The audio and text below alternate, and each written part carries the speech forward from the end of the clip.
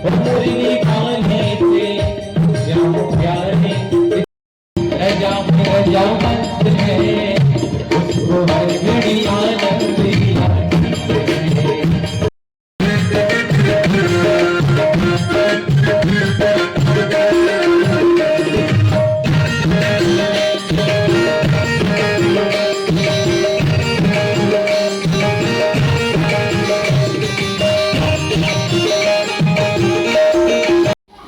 ईश्वर की समता प्राप्त हो जाती है तो तुमको वही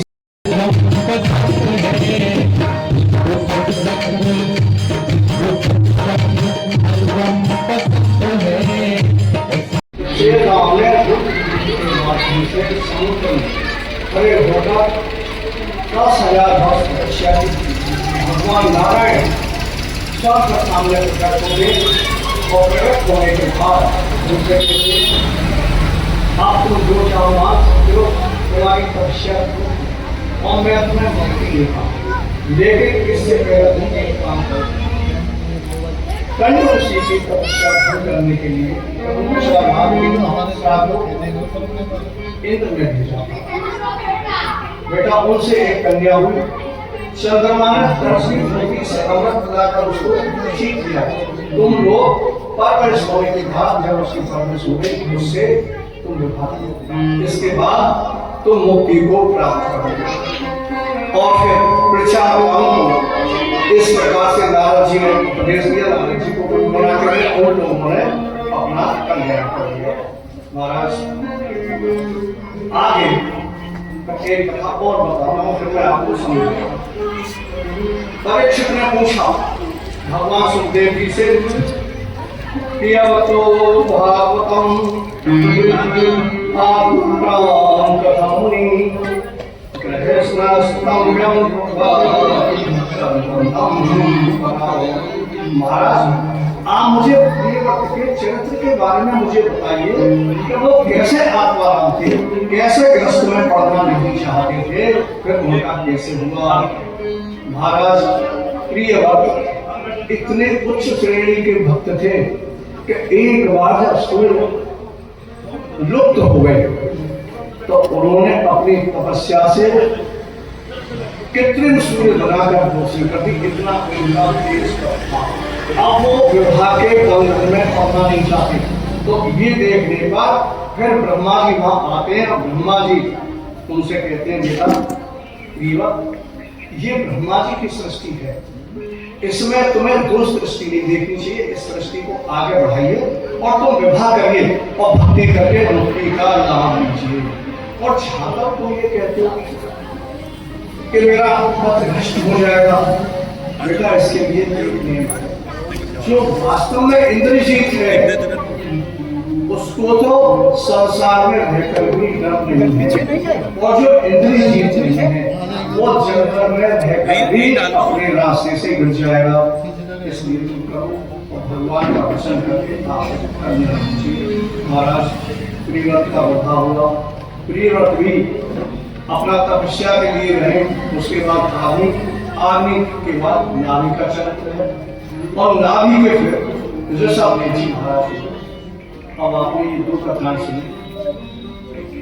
अब मैं जो भाव है वो तत्व है कितने ध्यान से कथा सुनते उनकी तो अलग अब मैं एक निवेदन करना चाहता हूं जो वास्तव में मनुष्य जीवन को लेकर जो हमारे ऋषियों की परंपरा है ऋषियों की आज्ञा है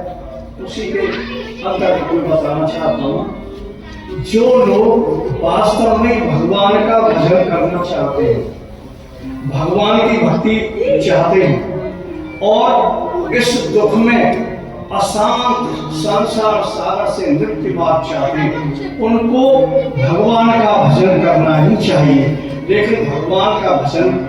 करने के साथ एक प्रमुख नियम बदला लेना चाहिए और उस बदला लेने के बदले का मतलब जो बदल ले अपने जीवन को बदल ले और जब ये बदला गया आपको तब आपको एक नियम लेना है ये मैं सब लोगों के लिए नहीं कह रहा हूँ मैं उन लोगों के लिए कहना चाहता हूँ जो वास्तव में भगवान का भजन करते हैं और इतना भजन करते हैं पता चलता है कि उस भजन का कोई प्रभाव नहीं पड़ता जीवा बीत जाता भजन का प्रभाव नहीं पड़ता आखिर पड़ता क्यों नहीं है सुखदेव से प्रश्न किया गया है, परीक्षित को जवाब दिया। मैं अपनी तरफ से उन श्लोकों को जोड़ते हुए कहता हूँ, ये क्यों नहीं होता? जिव्या दग्धा परानि करो दग्धा मनो चिंता मनम चरिस्त्री कथम रद्धि। महाराज वास्तव में जो भजन कर रहे हैं, मैं केवल आत्मा की बात करता हूँ या नारी जाति या पुरुष जाति से मेरा कोई मतलब नहीं है। कथा का सार कथा है, भाव का स्वभाव। बाकी ईमानदारी से अगर भक्ति करना चाहते हैं और इसको अपने बैंक बैलेंस की तरह से रखना चाहते हैं तो उनसे मैं निवेदन करता हूँ के माध्यम से, जिज्ञा दग्धा परानि। जो लोग दूसरे का अन्न खाते हैं उनकी जिज्ञा से भजन नहीं होगा, उनकी जिज्ञा दूसरी होगी।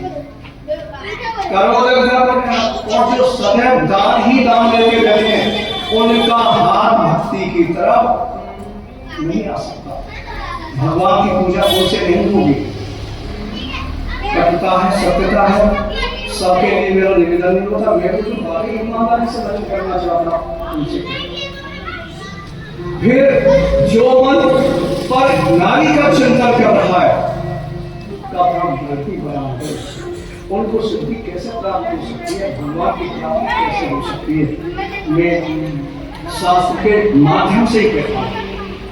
वेद ही हमारी सद ग्रंथ है, सद पुस्तक है और भगवान की उपाधि दी गई है। अगर नित्य प्रति जब लोग भगवान का वेद भगवान का दर्शन करते हैं तो उनका कल्याण। यजुर्वेद में एक मंत्र अपना घटने का उपदेश नहीं करना, भागवती का बात बता रहे। एक मंत्र आता है, भेदामेतम पुरुषम महांतम आदित्य वर्णम तमसा प्रकाश तवे मृत्युआति मृत्युमेति नैपंथा विद्यते यना। वेदामेतम पुरुषम, जो शरीर से रहित है और वो निराकार परमात्मा इतना सम्राट, इतना विशाल है कि करोड़ों सूर्य भी एक साथ चमके तो उसकी रोशनी की बराबरी कर नहीं सकते। उस विराट उसको कैसे प्राप्त किया जाए? क्या बनी है? हमारे ऋषियों ने निराकरण किया। पहले में स्पष्ट बात बताई, वेद व्यास ने इसका विस्तार किया। उन्होंने कहा, तमे मृत्युआति मृत्युमेति न्यायपंथा विद्यते रहना। यानी जब तक उसको न जान लिया जाए, जब तक उस परमात्मा को न जान लिया जाए कि वो परमात्मा कौन है और मैं कौन हूँ, मेरा उनसे संबंध क्या है, जब तक मोक्ष नहीं मिलेगा कोई दूसरा रास्ता नहीं है। अब